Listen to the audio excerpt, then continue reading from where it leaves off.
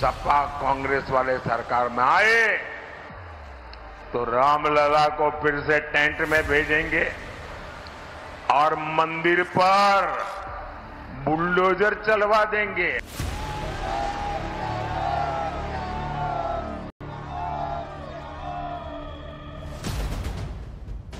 का इस देश में कुछ नहीं बचा।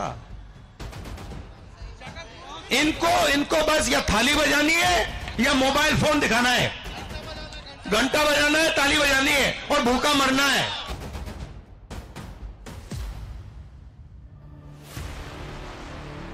कांग्रेस तो राम मंदिर पर सुप्रीम कोर्ट का फैसला पलटने की तैयारी कर रही है।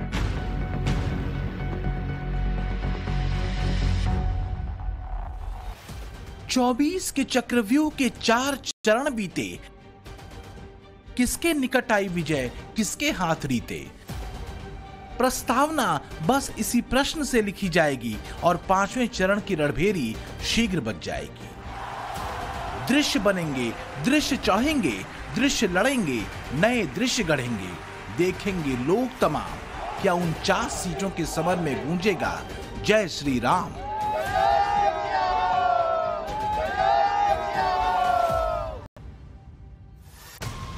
प्रश्न इसलिए है क्योंकि सियासी बयानों में बात बुलडोजर की आई। बीजेपी ने कहा कि कांग्रेस सरकार की सपा बनी तो राम मंदिर पर बुलडोजर से होगी चढ़ाई, राम मंदिर पर कांग्रेस लगा देगी बाबरी ताला। सपा कांग्रेस वाले सरकार में आए तो रामलला को फिर से टेंट में भेजेंगे और मंदिर पर बुलडोजर चलवा देंगे। क्या योगी जी से यही सीखना है क्या? अरे जरा योगी जी से ट्यूशन लो, बुलडोजर कहां चलाना कहां नहीं चलाना। चिंता है क्योंकि उनका ट्रैक रिकॉर्ड ऐसा है। साथियों, ऐसे लोगों तो वोट तो छोड़िए, ऐसी सजा करनी चाहिए, ऐसी सजा करनी चाहिए उनकी जमानत जब्त हो जाए। लेकिन ऐसे आरोप अनायास तो नहीं गढ़े गए हैं। बाकायदा विपक्ष के खास वोट बैंक के खेल ने ऐसे स्पेस छोड़े हैं जिन्हें मोदी हो या योगी या फिर अमित शाह अब प्रश्नों से भर रहे हैं। राम मंदिर पर ताला लगाने या बुलडोजर चलाने की बात भले एक बिंब भर हो, लेकिन इसका प्रतिबिंब कहीं गहरा और बड़ा है। ये तब सामने आया था जब कांग्रेस के पूर्व नेता प्रमोद कृष्णम ने यह दावा किया कि एक मीटिंग में राहुल गांधी ने कांग्रेस की सरकार बनने पर राम मंदिर पर आए फैसले को पलट देने की बात कही थी। जब राम मंदिर का फैसला आया, राम मंदिर बनना शुरू हुआ, उसके बाद राहुल गांधी जी ने अपने नजदीकी लोगों की एक बैठक में अमेरिका के रहने वाले अपने एक शुभचिंतक के कहने पर, इशारे पर, सलाह पर यह बात कही थी कि अगर हमारी सरकार बनती है तो हम सुपर पावर कमीशन बना करके राम मंदिर के फैसले को पलट देंगे। उन्होंने यह भी कहा था जिस तरह शाहबानो का फैसला राजीव गांधी जी ने पलटा था। तो क्या यही वजह है कि राम मंदिर से राहुल गांधी और पूरे गांधी परिवार ने दूरी बनाए रखी? इतना ही नहीं, राम मंदिर जाना तो छोड़िए, राम मंदिर की प्राण प्रतिष्ठा कार्यक्रम पर भी वो सवाल उठाते रहे। 2024 के लिए राम मंदिर का मुद्दा अगर बीजेपी के लिए अहम है तो इंडी गठबंधन के लिए सबसे बड़ी चुनौती है राम लहर से पार पाना। जाति घेरेबंदी और मुस्लिम वोट बैंक के जरिए विपक्षी गठबंधन राम लहर को काउंटर करने की कोशिश में है। चाहे कांग्रेस हो या समाजवादी पार्टी, दोनों की कोशिश राम मंदिर से दूरी बनाए रखने की है और वोट बैंक की इसी सियासी मजबूरी ने दोनों पार्टियों पर हमला करने का मौका बीजेपी को दे दिया है। राम मंदिर के प्राण प्रतिष्ठा कार्यक्रम से गांधी परिवार ने दूरी बनाई, यहां तक कि राम जन्मभूमि ट्रस्ट के निमंत्रण को ठुकरा दिया। जब आलोचनाएं हुई तो राहुल गांधी ने प्राण प्रतिष्ठा कार्यक्रम को पूंजीपतियों का कार्यक्रम बता दिया। फिर कहा यह मोदी और बीजेपी का कार्यक्रम है। अपनी न्याय यात्रा के दौरान राहुल राम मंदिर का जिक्र करते जातीय घेरेबंदी करते रहे। आप मुझे बताओ, राम मंदिर का इनॉग्रेशन हुआ, देखा आपने? उसमें आपने एक गरीब आदमी देखा? एक देखा आपने? उसमें मुझे अमिताभ बच्चन दिखा, ऐश्वर्या राय दिखी, अदानी दिखा, अंबानी दिखा, सारे के सारे बिजनेस वाले दिखे।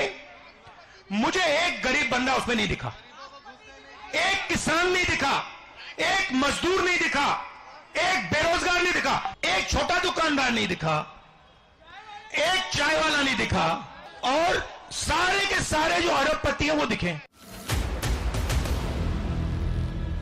मुश्किल कांग्रेस की यही है। राम लहर को काउंटर करने के लिए जिस जातीय घेरेबंदी के ताने बाने पर अपनी राजनीति वो कस रहे हैं, वो कितनी कामयाब होगी ये समझना है तो पिछले चुनाव में बीजेपी और एनडीए को मिले पिछड़े, दलित और आदिवासियों के वोटों से समझ सकते हैं। 2019 के चुनाव में अति पिछड़ा वर्ग के 48% वोटर्स ने मोदी को वोट किया था, जबकि पिछड़ा वर्ग का 41% वोट मोदी को मिला था। इसी तरह 33% दलित आबादी ने मोदी पर भरोसा जताया था, वहीं 44% आदिवासियों ने मोदी को वोट किया था। इंडी गठबंधन तुष्टीकरण के दलदल में पूरी तरह धंस चुकी है। समाजवादी पार्टी के शीर्ष नेता राम मंदिर को लेकर आए दिन घटिया बातें कर रहे हैं। कांग्रेस के शहजादे ने तो राम मंदिर को गालियां देने का मिशन ही चला रखा है। सिर्फ वोट बैंक को खुश करने के लिए ये लोग हमारी आस्था पर चोट कर रहे हैं।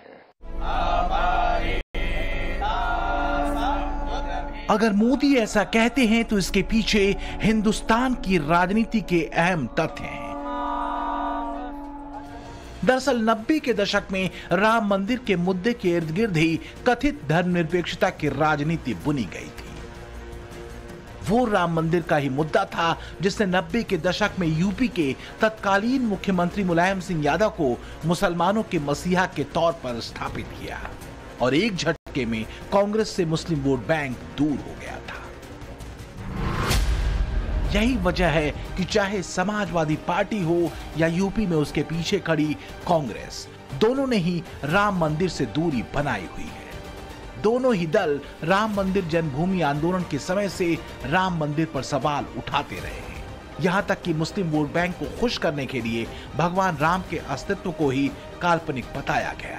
राम मंदिर का विरोध मुस्लिम तुष्टीकरण के लिए किया गया। राम मंदिर को मुस्लिम तुष्टीकरण का सिंबल बना दिया गया। यही वजह है कि राम मंदिर निर्माण के बाद प्राण प्रतिष्ठा कार्यक्रम में दोनों ही पार्टियों के नेता नहीं गए। डर था कि मुस्लिम नाराज हो जाएंगे। कांग्रेस और समाजवादी पार्टी दोनों ने इस कार्यक्रम से दूरी बनाई। मेरी बात याद रखना, ये इंडी अलायंस वाले आएंगे तो राम मंदिर पर फिर से बाबरी ताला लगाएंगे। क्या आप चाहते हैं? जोर से बोलिए, चाहते हैं क्या? तो क्या पीएम मोदी और शाह के राम मंदिर को लेकर विपक्ष पर बुलडोजर और बाबरी ताले वाले प्रहार के साथ 24 के संग्राम का बाकी बचा रण अब दो खेमों में बंट चुका है? एक तरफ वो खड़े हैं जो राम भक्ति और राम मंदिर से एक सियासी लहर उठाने की जुगत में हैं, तो दूसरी ओर वो हैं जिनकी कोशिश राम के नाम से भी बचने की है। अयोध्या, राम मंदिर वगैरह की बात तो छोड़िए, और वो सिर्फ इसलिए क्योंकि वोट बैंक गड़बड़ा न जाए। पूरा चुनाव अब तो राम भक्तों और रामद्रोहियों के बीच में बंट करके रह गया है। एक और राम भक्त है और दूसरी तरफ रामद्रोही है। रामद्रोही है, वे कहते हैं मंदिर बेकार बना है। वे कहते हैं मंदिर बनाने की आवश्यकता ही नहीं थी। राम मंदिर को लेकर इंडी गठबंधन की मंशा पर उठ रहे सवालों की अपनी जमीन है। कांग्रेस हो चाहे समाजवादी पार्टी, दोनों की राजनीति राम मंदिर पर सवाल उठाने पर टिकी रही है। ताकि मुसलमानों का हिमायती बताते हुए उसके वोट बैंक को इंटैक्ट रखा जा सके। जिस तरह से विपक्ष राम मंदिर के मुद्दे से दूरी बना रहा है, जिस तरह से सुप्रीम कोर्ट के फैसले के पहले वो हिंदू संगठनों और बीजेपी पर हमलावर है, उससे उसकी मंशा सिर्फ इतनी है कि मुस्लिम वोट बैंक को किसी तरीके से इंटैक्ट रखा जाए। और इसी आधार पर चाहे मोदी हो या फिर अमित शाह हो या फिर योगी आदित्यनाथ हो, वो चुनावी मंचों से इस बात को धार देने में जुटे हुए हैं कि अगर सत्ता में कांग्रेस और समाजवादी पार्टी आती है तो वो राम मंदिर पर बुलडोजर चलवा देगी। जिस यूपीए सरकार में कांग्रेस और समाजवादी पार्टी दोनों थी, उसने राम सेतु को काल्पनिक कहा था। उसी यूपीए की सरकार ने राम के अस्तित्व को नकार दिया था। कांग्रेस में मंत्री रहे और अब समाजवादी पार्टी के समर्थन से सांसद बने कपिल सिब्बल ने सुप्रीम कोर्ट में कहा था कि 2019 के चुनाव तक राम मंदिर पर फैसला न हो। जब राम मंदिर की प्राण प्रतिष्ठा हुई तो उस कार्यक्रम से कांग्रेस और समाजवादी पार्टी दोनों के नेताओं ने दूरी बनाई। अब तक रामलला का दर्शन करने न तो कांग्रेस के कोई नेता गए हैं और न ही समाजवादी पार्टी के। हमारे यहाँ के जो कैंडिडेट हैं, शिव कुमार दहरिया, देखो इनका भी नाम शिव कुमार, अबे बराबर है, राम का मुकाबला कर सकता है क्योंकि ये शिवा है। मेरा भी मल्लिकार्जुन बोले तो मैं भी शिवा हूं। प्राण प्रतिष्ठा में उनको निमंत्रण दिया, उसको भी उन्होंने ठुकरा दिया। कांग्रेस ने कहा है, उनके अध्यक्ष ने कहा है कि उसका मकसद भगवान राम को हराना है। राम मंदिर पर कांग्रेस की मंशा पर उठ रहे सवालों में रही सही कसर उसके सीनियर लीडर्स के ऐसे बयान पूरी कर देते हैं, जो हिंदुओं की आस्था का मजाक भरे मंचों से उड़ाते दिखते हैं। तो ये राम मंदिर 22 तारीख का फंक्शन जो है, ये राजनीतिक फंक्शन बन गया है। हिंदू धर्म के जो हमारे लीडर्स हैं, जो अथॉरिटीज हैं, उन्होंने कहा है कि वो नहीं जा पाएंगे क्योंकि ये राजनीतिक फंक्शन बन गया है। आरएसएस ने, बीजेपी ने 22 तारीख को एक चुनावी flavour, election flavour, political flavour दे दिया। चाहे राहुल हो या अखिलेश, दोनों ने राम मंदिर से दूरी बनाए रखी और ये कोई गूढ़ रहस्य नहीं है कि क्यों ये दूरी बनाई गई, क्योंकि दोनों में से कोई एक अगर राम मंदिर चला जाता तो मुस्लिम वोट बैंक दूसरी की तरफ खिसक जाता, और ये रिस्क न राहुल ले सकते हैं न अखिलेश, क्योंकि दोनों भले साथ हों लेकिन अखिलेश के मुस्लिम वोट बैंक पर राहुल की निगाहें गड़ी हैं। कांग्रेस के नेता कहते हैं कि सत्ता में आएंगे तो राम मंदिर को धुलवाएंगे। अरे रामलला ने वहां लायक तुम्हें छोड़ा ही नहीं कि तुम सत्ता में आ पाओगे, क्योंकि तुम तो राम के अस्तित्व पर प्रश्न खड़ा करने वाले हो, भारत के अस्तित्व पर प्रश्न खड़ा करने वाले हो। राहुल हो या अखिलेश, दोनों की कोशिश 2014 के बाद से मोदी और बीजेपी के पक्ष में लगातार मजबूत हुए हिंदू वोट बैंक को तोड़ने की है। इसकी सबसे आसान रणनीति है जातीय राजनीति। गाढ़े हिंदुत्व की लकीर पर बीजेपी पिछड़ों, दलितों और आदिवासियों को अपने साथ जोड़ने में कामयाब रही है। यही वजह है कि राम मंदिर निर्माण से बनी राम लहर से उसे बड़ी उम्मीद है, और यही इंडी गठबंधन के लिए बड़ी चुनौती है। चूंकि राम मंदिर का सीधा विरोध राजनीतिक नजरिए से नुकसानदायक हो सकता है, इसलिए इंडी गठबंधन ने सवाल प्राण प्रतिष्ठा समारोह पर उठाए। एक दो धर्मगुरुओं के हवाले से कहा गया कि राम मंदिर में प्राण प्रतिष्ठा ही गलत है, लेकिन कहीं यह दाव विपक्ष को उल्टा पड़ता तो नहीं दिख रहा। इंडी गठबंधन के बैनर तले कांग्रेस और समाजवादी पार्टी के आने से कम मुस्लिम वोटों के बिखराव की गुंजाइश कम हुई है। वैसे भी राहुल गांधी अपनी राजनीति दो सूत्र पर साध रहे हैं, एक हिंदू वोटर्स का जातीय बिखराव करना और दूसरा मुस्लिम वोट बैंक को कांग्रेस के पक्ष में करना। तो क्या वास्तव में राहुल गांधी मुस्लिम वोट बैंक के लिए राम मंदिर पर ताले या फिर सर्वोच्च अदालत के फैसले को पलटने की सीमा तक जा सकते हैं? अगर इतिहास के पन्नों को पलटें तो मुस्लिम तुष्टीकरण के लिए, मुसलमानों की नाराजगी से बचने के लिए कांग्रेस एक बार ऐसा कर चुकी है। 80 के दशक में शाहबानो केस में मुस्लिम तुष्टीकरण का तगड़ा दांव चलते राजीव गांधी ने सुप्रीम कोर्ट के फैसले को पलट दिया था। अब ऐसा हो न हो, लेकिन बीजेपी इसी लाइन पर 400 सीटों का मैंडेट चुनावी मैदान में जनता से मांग रही है। मोदी 400 सीटें क्यों मांग रहा है, ये भी देश को जानना बहुत जरूरी है। मोदी को 400 सीटें चाहिए ताकि कांग्रेस कश्मीर में धारा 370 को फिर से वापस लाकर के चिपका न दे, खेल बिगाड़ न दे। मोदी को 400 सीटें चाहिए ताकि कांग्रेस अयोध्या में राम मंदिर पर बाबरी ताला ना लगा दे।